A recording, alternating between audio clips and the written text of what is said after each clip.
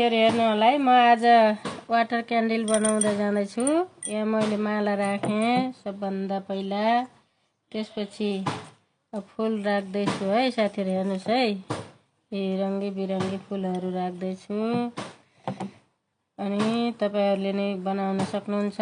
यो पनि मैले टिकटकमै हेरेर सिकेको हुँ, कस्तो हुन्छ म पनि बनाउँदैछु। यहाँ फुलहरू राखेँ, हेर्नुहोस् फुल राख्दैछु। अब मैले यसमा पानी राख्छु है, हेर्नुहोस् है, पानी राख्दैछु, हेर्नुहोस्। पानी राखेँ मैले, पानी राखेँ।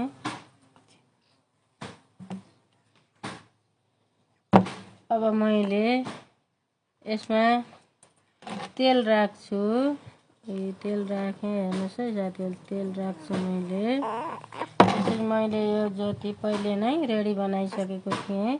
अब यहाँ ज्योति राखेँ मैले, हेर्नुहोस् कस्तो हुन्छ। यसलाई बालेर हेरौँ कस्तो बन्छ।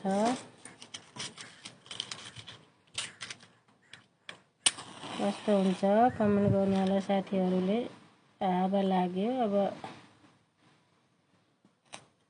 ल वाटर क्यान्डल रेडी भयो साथीहरु, हेर्नुहोस् त कस्तो देखियो। जस्तो देख्नुहुन्छ त्यस्तै कमेन्ट गर्नु होला है साथीहरु।